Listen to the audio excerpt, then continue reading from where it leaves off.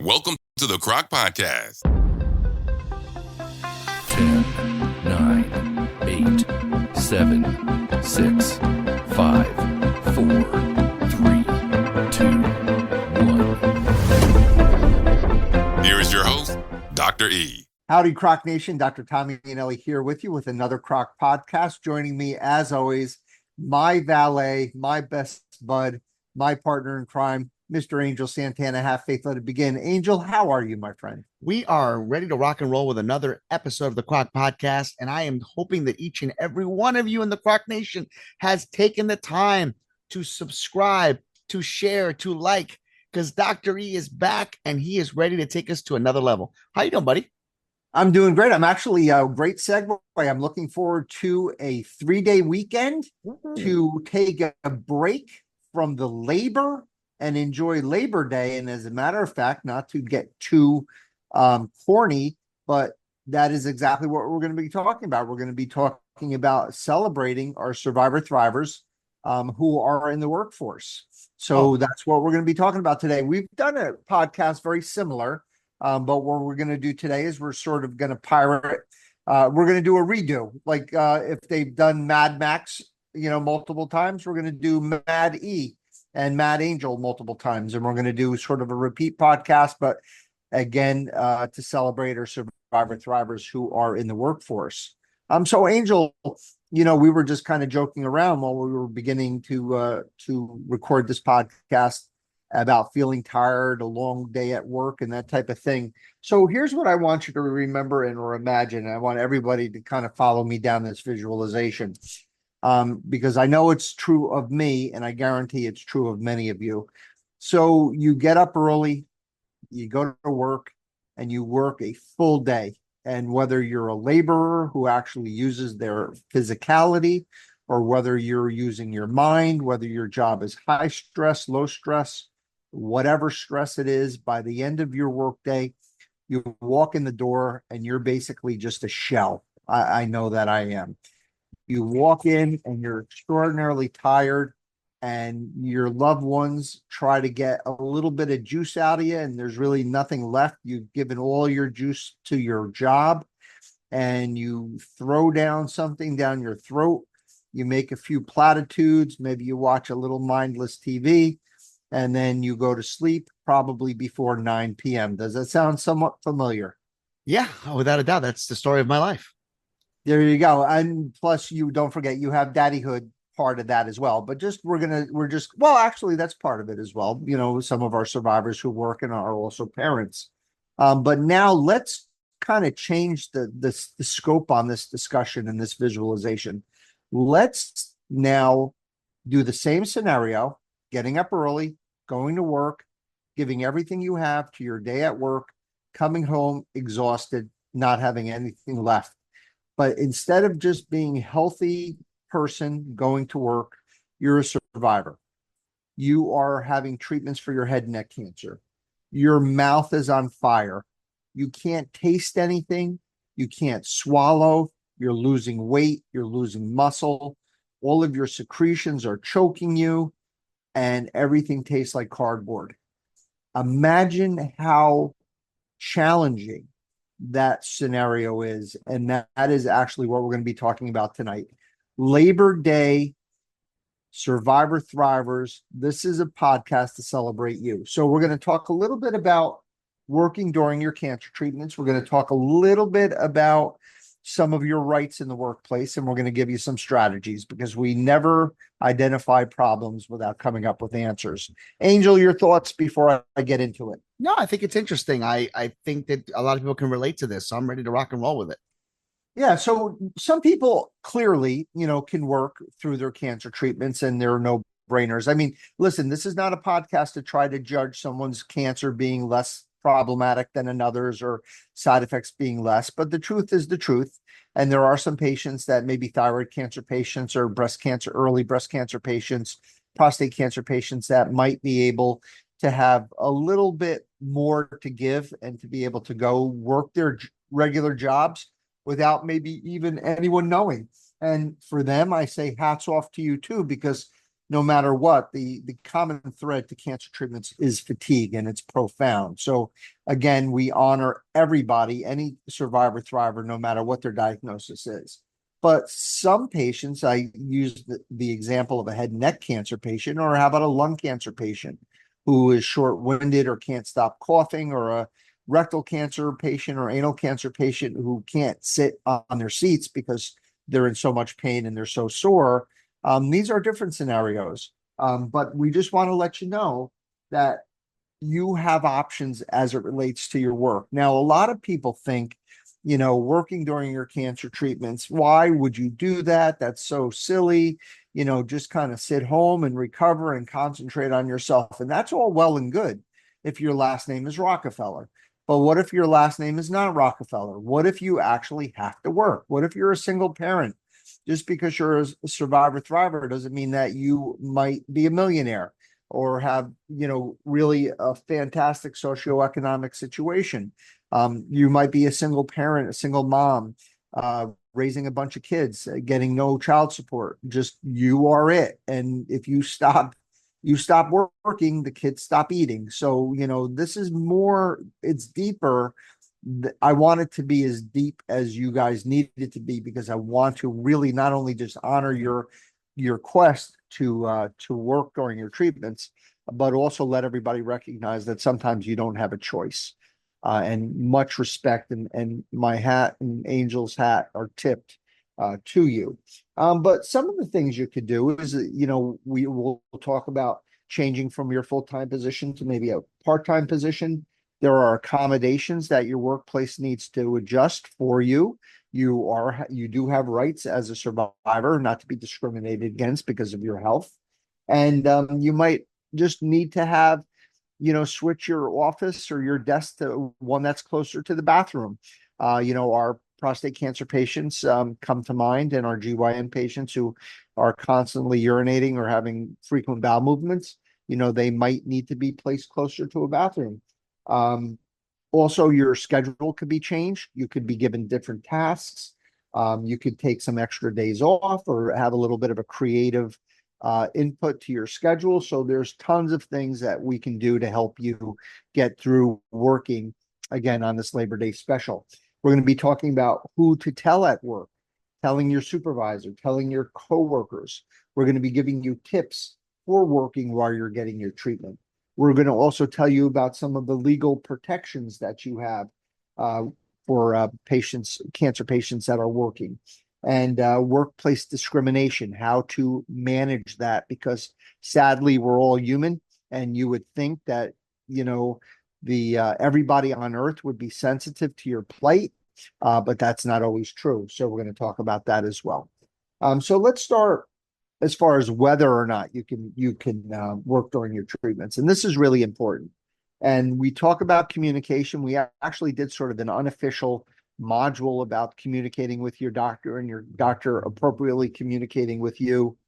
And I think that that's a really important thing. Once you bond with your care team, and they get to know not only about your cancer, your breast cancer, your brain cancer, your lung cancer, but get to know you as a person, then you could actually have not a doctor to patient conversation, but a person to person conversation. Hey, doc, I really, I'm a single mom. I have 2 kids. I would love to not work, but guess what? I have to work. Let's talk about it. And then I would want that caregiver, that team member, the head of your crew, to sit down with you and spend time and say, okay, Mary, you have stage 1 breast cancer. Here's what your treatments are going to look like. You're going to have a medication that's going to make you feel like you have a virus, like your bones are going to hurt. You're going to get radiation, and your skin is going to get like a sunburn, and it's going to be uncomfortable. Or Terry, you have anal cancer. So when we treat you, though that very soft and sensitive tissue, on your bottom where you sit, is going to be very, very sensitive, and you may not be able to sit down for a full day. So you might want to ask for a standing desk, those types of recommendations. So your doctor, your care team, your nurse practitioner, your advanced practitioner, you need to have that conversation first because you can't go walking into your supervisor's office without the proper information. You can't go in and say, hey, I'm getting cancer treatments and I need help. And they're going to say, sure, we'll be glad to help you. Sometimes not because they want to, but they legally have to. But they have to have the information. So guess who gives you that information? Your best bud, your pal. It's your oncologist and your oncology nursing team. So please, that's step number one. You want to find out exactly what you can do, what you can't do, and what you're up against. We talked about the head and neck cancer patient. We know what they're up against because we just talked about it. Prostate cancer, lung cancer, colorectal cancer, brain cancer. We're going to be talking about this. Actually, we'll talk about it right now. Breast cancer, early breast cancer, fatigue, skin reaction, lung cancer, cough, shortness of breath, not being able to walk upstairs or up inclines. All of this may be challenging, along with all of the terrible feelings that you feel during chemotherapy. Also, when you get chemotherapy for any of these malignancies, your blood counts might drop. So you might need special accommodations. So you're not around sick people, or you might need a little distance, or guess what? Say you work in that sort of that, what would you call it? That pen where all of the desks are together. You might need your own office, during your treatments when your blood counts are low. So those are special accommodations.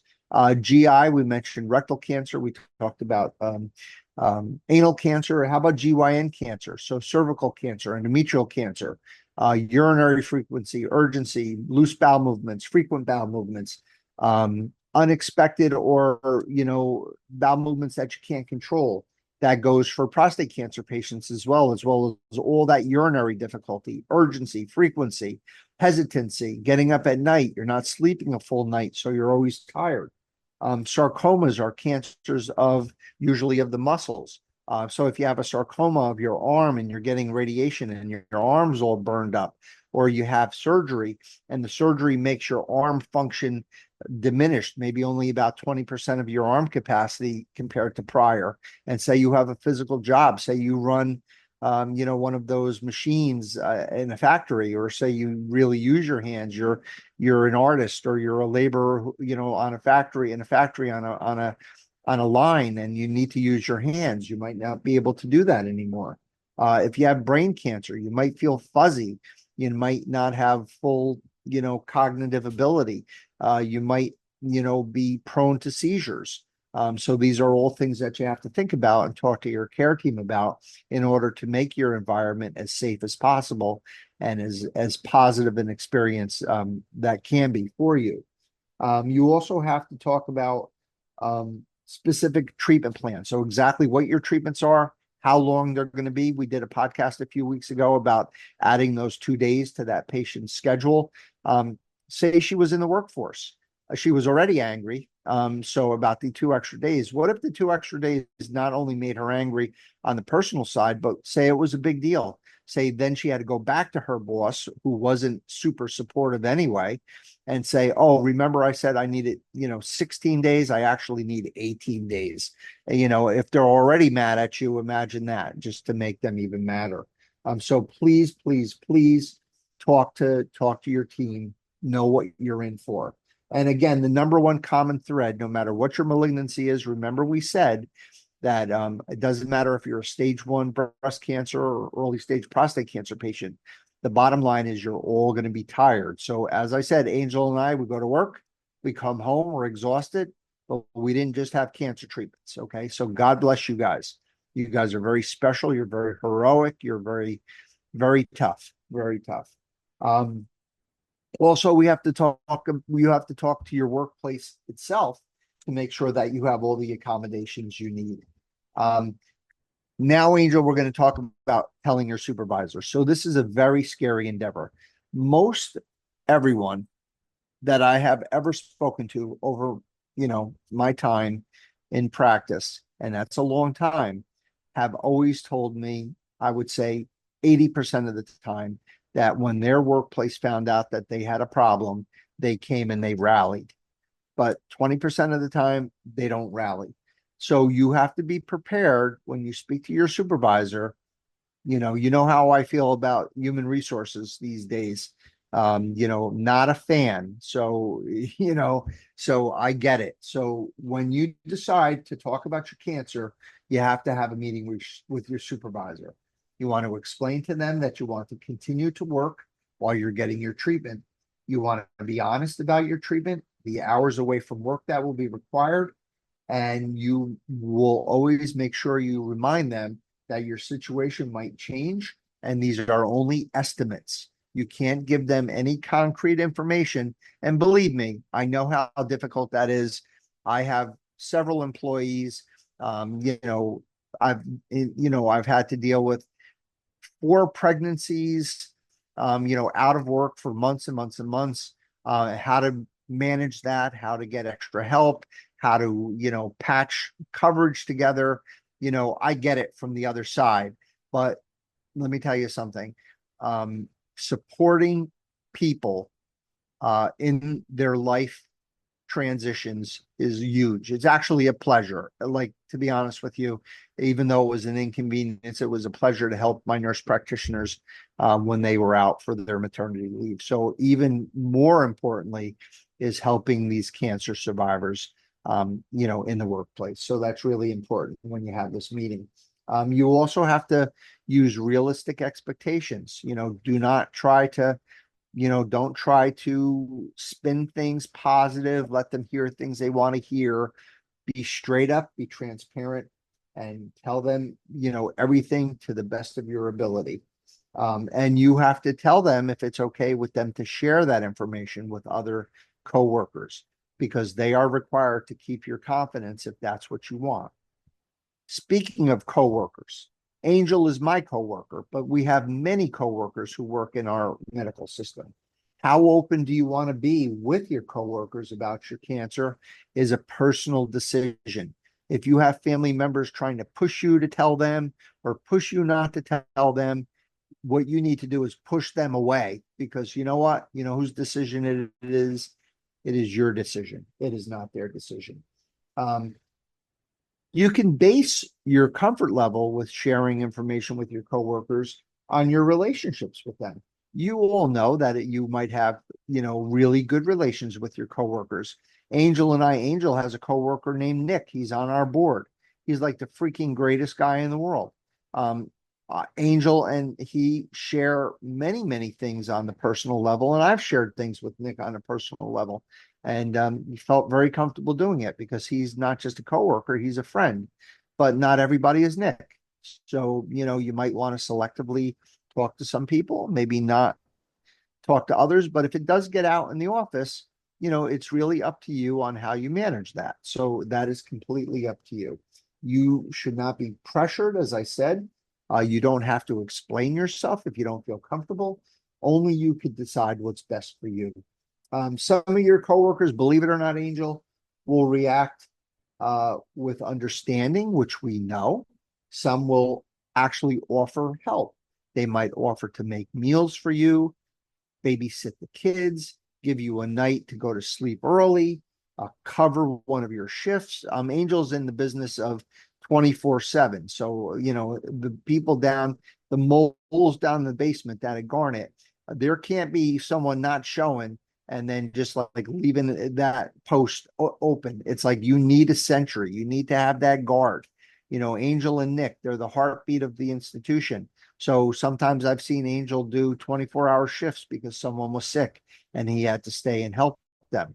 If it's a cancer survivor, I would hope that Angel would, despite being fatigued and absolutely overwhelmed with the extra work, I'm sure, knowing what an amazing man and what a good Christian he is, I'm sure he would understand. But there might be other people who would not be as understanding, and that's that's understandable. I'm using the word understand 3 times in a sentence. I guess that's wrong, but we make things up here. We don't follow the rules of grammar. So I want to let you guys know and be ready for the fact that some patients, some coworkers might be intrusive. They might be asking you questions that are uncomfortable for you. Some might want to avoid you. Some might feel that cancer is a communicable or infectious disease. So I just want you guys to be prepared for that. So let's give you some tips for working while you're getting your treatment. So as I said, it's important to figure out how you will continue to work, and you want these tips to help guide you. If you find that you need time to recover after your treatment, plan your treatments around your needs. For example, you might want to get a treatment late in the day or right before the weekend to allow your time to recover. You have to explore your options. Like, you might be able to work from home. You might be able to work from home entirely, or maybe even if you took 2 days out of the week to work at home, that's 40% of the week where you could just walk around in your pajamas and your bunny slippers, and you could feel crappy, and you don't have to look beautiful, and you don't have to put on makeup, or you don't have to put on your suit, and you could put on a pair of shorts and a sports jersey and just kind of rock your meetings and do your work at your own pace. Your pace might be slower. So say an 8-hour workday might take you 12 hours, but you're doing it at your own pace, which is fantastic. Some people may need help at home. You might need to try to engage some family members to help you with the children, or help clean or help cook. Certain daily chores may be divided, as I said, between your family and your friends. You might even want to let coworkers know about your situation if you feel it's right. They can be great sources of support. As I said, Nick and Angel would do anything for a coworker. They may even be able to come up with some creative ideas on how to better manage your workday. Keep your supervisor and coworkers up to date on how you're doing, how your schedule is, if there's any changes. So to be fair to them, again, you want to be completely dealing at all times in good faith. You need to make a detailed list of your job duties. So if you do miss a day, it's continuity. You want to sign out. So so Allison finished her week today. She worked Monday, Tuesday, Wednesday. Louise comes in tomorrow. Allison's job is to make sure that when Louise comes in tomorrow, she takes over any open issues that has been left behind, from Allison. So same thing with you guys. You have to make sure that you're signing out to people in case, you have to take an unexpected day off. And don't be afraid to ask for help if you need it. Don't be a martyr. This is very crucial time for you. You're undergoing your treatments to get your cancer cure. Please don't be proud. Angel, there are also legal protections for our cancer survivor thrivers when they're in the workforce. So you have the same rights, everybody, as anyone else in the workplace, and should be given equal opportunity, regardless of whether or not you tell people at work about your cancer. Whether you're being hired, whether you're being promoted or not promoted, or how you're treated in the workplace should depend entirely on your abilities and your qualifications. As long as you're able to fulfill your job duties, you can't legally be fired for being sick. You should also not have to accept a position you would have never considered before your illness. There's a lot of laws out there to protect you guys. You have federal laws like the Rehabilitation Act, you have the Americans with Disabilities Act, and you have the Family and Medical Leave Act. Make sure you know about these. You don't have to memorize them. You don't have to know everything about them. You don't have to be a legal scholar, but please know that there are things in place to help you. You also have to, again, getting back to these accommodations, an employer must accommodate a qualified applicant or employee with disabilities. So you have to make sure that they provide you with modified equipment or devices. They have to restructure your job if necessary. They have to offer a part-time or modified work schedule for you. Permission to work from home if possible. They have to offer reasonable breaks for rest or to take your medications. They have to adjust the office temperature or thermometer because you might be freezing cold because you're anemic or whatever. You have the right to have an environment which you're comfortable in. You have the right to be reassigned to a vacant position or assigned to an employee be assigned different tasks if you are no longer able to do that task. You have to have adjustments in modifying your training materials and your policy adherence. You have to be given readers, interpreters if you need them. If you have brain cancer and you can't really process the information like you used to, you have to have a workplace that's accessible and usable with your disability. And you have to have a vocational rehabilitation counselor to help you with some of your job related questions. So you need to have a liaison. You have to have an advocate. And lastly, you do not have to endure workplace discrimination just because you're sick, because you have cancer and you're getting your cancer treatments. Even though the public's understanding of cancer is getting better, sometimes prejudices and fears are found in the workplace. You may talk with your human resources department. If you're worried, you might face work discrimination. If your workplace has a union, even better, please seek out your representative. Angel, I think that's about it for today. I wanted to keep it short and sweet. I wanted to really give honor on both of our behalfs and on behalf of the board to our cancer survivors who are getting their active treatments, who decide to stay working. I think that was a really good, I would think, quick, but I think impactful primer on working through these treatments. Your thoughts? I would think so. I think that when I hear everything we just heard, what one word came to mind was environment. And I've said this many times, maybe even on this show, being out there and knowing your environment is key. And I've always used this analogy of try to not be a thermometer, be a thermostat and control your environment. In our environment, the world that we live in and we work at is a mirror of our attitudes and expectations. So allow yourself to be strong, to keep your strength, because at this point, you have overcome so many things, or are starting to, that don't allow the distractions and others to bring you down. Because in reality, some don't even know how to deal with news or updates, just like Dr. E said. But even despite all those things, always know that you're important and that you will be heard.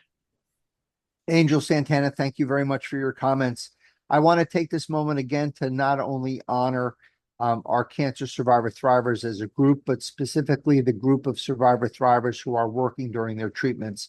This is our Labor Day weekend. We get this Monday off on the shoulders of giants for the people in the past who have not had any representation, who have been taken advantage of, who have had worked in the factories and received poor compensation under poor facilities and poor safety situations. And we now have a day that's devoted to the workforce. And our podcast is to advocate for you guys, to make sure that not only are we advocating for you in general, but also for advocating for your rights in the workplace, if that's what you choose to do. So ending this podcast today, I want to just, on behalf of the board, wish you guys a wonderful Labor Day. You deserve it. We certainly appreciate your heroic efforts, your bravery, your sacrifice, your tenacity, your strength, everything associated with you guys, your intelligence, and you are worthy and you are loved and you are just wonderful. We will end this podcast as we end each podcast with our CROC prayer, wishing each and every one of you a long, healthy, happy, and cancer-free life. God bless you. God be with you. Enjoy your Labor Day. Eat some hot dogs. Peace. Hey, CROC Nation. Don't forget to like, subscribe, and share the podcast to your friends. Visit our website, crocvip.com. We would love to hear your feedback.